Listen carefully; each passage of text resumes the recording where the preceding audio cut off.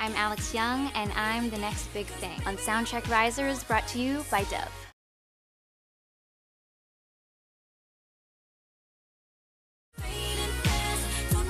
My new album is called Amazing. It's become viral on the internet. A lot of little girls have been posting, how much they love the album, and the top choreographers from NYC are dancing to my music in their dance classes, and some of the students also are doing their thing with my songs. It's just fantastic.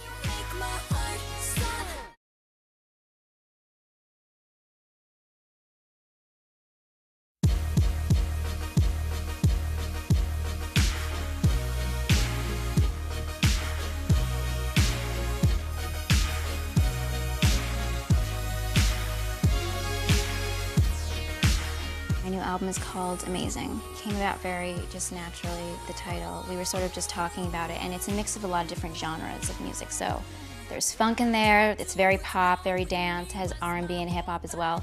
Just trying to figure out a name, and the word amazing was thrown around a couple times. It's also one of the tracks on my album, so it just worked perfectly.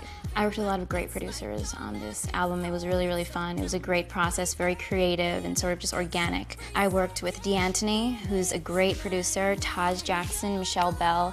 I worked with the Cutfather team. I worked with Misto and Pizzy. So it's a lot of different sort of sounds and vibes. It's come into this sort of just overall sound, which is what makes it so different and so interesting, I think. Just a lot of different, picking different people's brains and just sort of making this whole overall package. So I'm very happy with it. I'm very excited.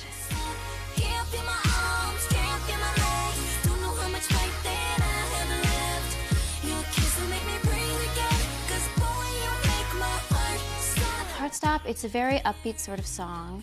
It has a very hip-hop beat. It's pop and dance at the same time, with also a bit of funk rolled in there, which is one of my favorite genres. And it was just, I wanted to create something that was very danceable, that was very upbeat, uplifting, clubby. So that's sort of how it came about in the track. I just fell in love with the track when I heard it. It was just perfect. It had all this dynamic and complexity in it, just different levels of, expression from the producer, and you felt it. And so when the finished product was done, it was perfect. I just loved it. It's one of my favorite songs on the album, actually.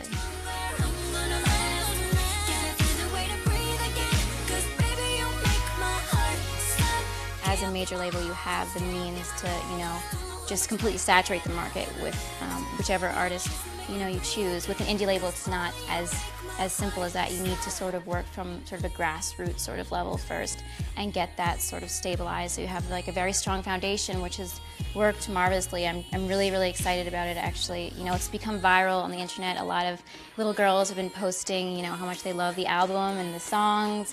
Top choreographers from NYC are dancing to my music on in their dance classes and their dance sessions, and some of the students also are doing their thing on YouTube with my songs. So it's been really amazing to see it sort of just spread out and just trickle outward.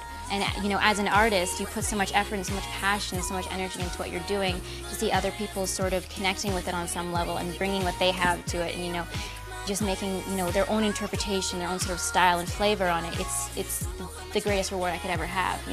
That's why I do it. I want people to connect. I want people to be inspired to be inspired to do whatever they would like to do, dance, whatever it is, singing. You might not be able to have the means to completely, again, just splatter the market with your face as an indie label, but in exchange you have freedom. You have complete creative freedom and flexibility to do what you really feel, your expression of yourself as an artist, and to be able to share that with people is just fantastic.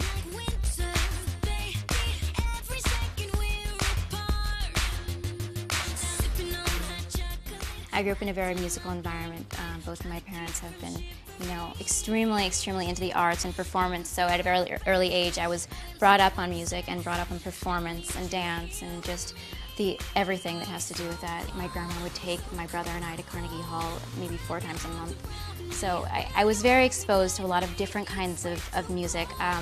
Bossa Nova, R&B, like Cab Calloway. I absolutely love Cab Calloway, Aretha Franklin, Diana Krall, Joe Beam and Astrid and Bebel. Just all sort of shaped sort of my musicality now. And I like to think that it's come through, although it is pop and dance and, funk that it's come through in my voice, in how I was brought up, and just the environment that I was in. And a lot of times I tell people all the time, when I was younger, there would just be music playing in different rooms at the same time, completely different genres. So my mom would be listening to, you know, bossa nova, and my dad would be listening to, you know, the scat, Cab Calloway, and my brother's listening to, you know, Coldplay and Radiohead. And I can hear them all, you know, and I'm writing, you know, down, you know, just my expression of what I'm hearing through all of that. But it's definitely been amazing just having so many different things to pull from. Billie Holiday has been really great. The Scissor Sisters and the Guggenheim Grotto, I love them. We have a lot of different variety, and that's what I love. I love to pull from that. I love to express myself through that, because art, that's, you know, what it's all about. What's your take? What's your interpretation? How are you gonna, you know, project yourself, taking from your inspirations and what sort of shaped you as an artist?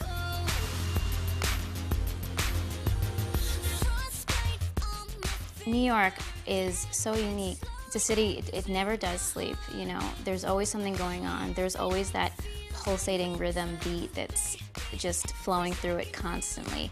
The diversity of sounds you hear, the diversity of people, just the environment as a whole, the grit, you know, the grind, has all been a major, you know, influence in my music now. I was in the Gramercy area for a while when I was younger, and just that whole, you know, you have different pockets of people.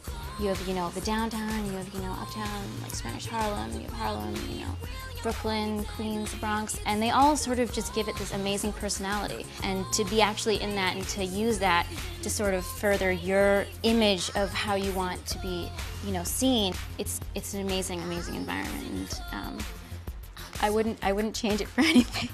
It's absolutely perfect. I love New York. I love New York.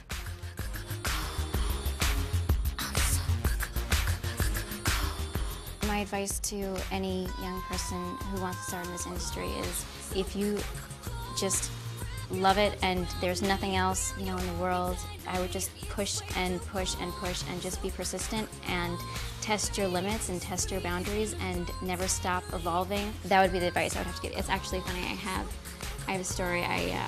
I'm always rehearsing for my shows coming up. You're in there and you're working, you know, 10 hours, you know, 12 hours just doing the choreography, the performance. But you know, I looked down and there were black and blue bruises on my legs, literally black and a little bit of purple and green too, actually. You know, it was sort of like a revelation and sort of inspiring for myself, because you know you're pushing yourself, but when you actually see something so tangible as, you know, you just like beat yourself up because you're working so hard. But in the end, it's sort of like, that's the sort of attitude you have to, you know, just create an avenue for yourself. Just love it as much as you can and make sure you're passionate about it and just never stop evolving or being persistent in it.